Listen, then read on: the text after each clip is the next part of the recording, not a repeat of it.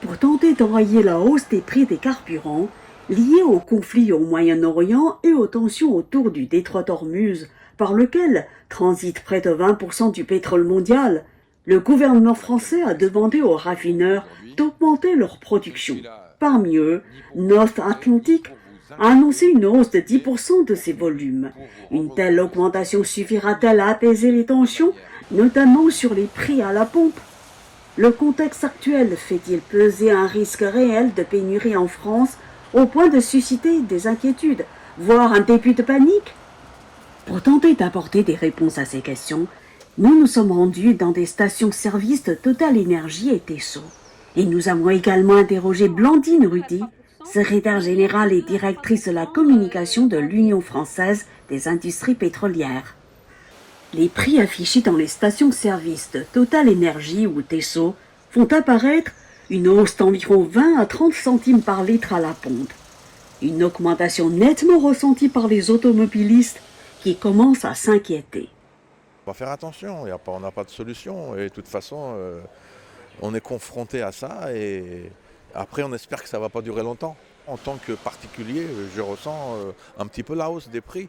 Et si on peut faire des mouvements sans la voiture, on va les faire.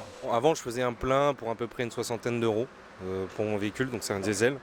Là, aujourd'hui, si je veux faire le plein, j'en ai pour facilement 10, 20 à 30 euros de plus. On voit que les prix sont plus hauts et forcément, les pleins augmentent drastiquement de au moins 5 à 10%, donc c'est pas non négligeable pour le consommateur final. En France, les 6 raffineries, dont Total Energy et North Atlantic, auxquelles le gouvernement a demandé d'augmenter leur production, fonctionnent toutes à pleine capacité. Seul North Atlantic dispose d'une marge pour augmenter sa production de 10%.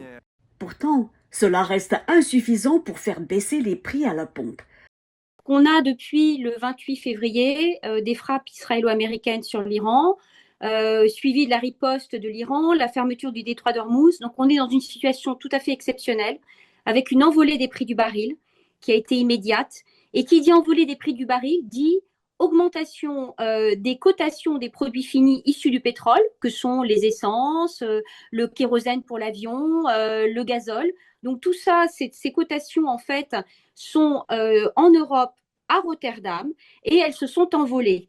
Et toutes les stations-service en France calent leur prix de vente aux consommateurs sur ces cotations de Rotterdam. Donc, ce qui s'est passé, c'est qu'effectivement, avec l'envolée du baril, l'envolée des cotations à Rotterdam, et même dans le monde, en fait, on se retrouve avec des prix à la pompe qui ont beaucoup augmenté. Quand le gouvernement a appelé le raffinage français à augmenter la production, tous ont répondu présent, il faut quand même le savoir.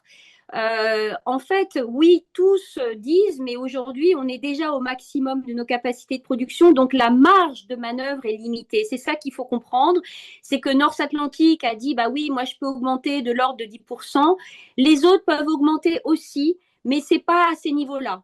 Donc, ce qu'on considère, c'est qu'on devrait pouvoir augmenter de 2 à 3% au niveau national, ce qui n'est pas 10%, c'est 2 à 3%. Mais rien que 2 à 3% en diesel, c'est 45 000 tonnes de produits. Alors, à l'échelle de la France, c'est toujours ça sur le marché. Ça peut détendre, ça ne fera pas baisser les prix. Ce n'est pas suffisant pour détendre une situation de prix très élevé et qui dépend de l'international. Mais par contre, ça peut détendre en termes de production et d'approvisionnement logistique des produits. Vous l'aurez compris. Malgré une augmentation de la production nationale de 2 à 3%, les prix à la pompe ne devraient pas diminuer tant que la crise se poursuivra. En revanche, contrairement aux craintes de certains, la France ne fait pas face à une pénurie de carburant. Au niveau européen et particulièrement la France, pour le moment, nous n'avons pas de problème de pénurie. Nous avons la chance. Nous importons que 13% de notre pétrole, même 10%, les derniers chiffres 2025, que 10% de notre pétrole brut du Moyen-Orient. Donc, ça veut dire qu'on a des sources d'approvisionnement qui sont diversifiées. Et donc, nous ne manquons pas aujourd'hui de produits. Il y a aussi une décision qui est très importante de l'Agence internationale de l'énergie, l'AIE. L'Agence internationale de l'énergie recouvre un accord de 32 pays pour que ces pays aient un stock stratégique de minimum 3 mois, de consommation. Et donc, ils ont dit au pays, on est OK pour que vous débloquiez, parce que c'est eux qui sont décisionnaires, et chaque pays peut décider du moment auquel il faut débloquer en fonction du problème dans le pays. Donc, vous avez le Japon qui a déjà débloqué.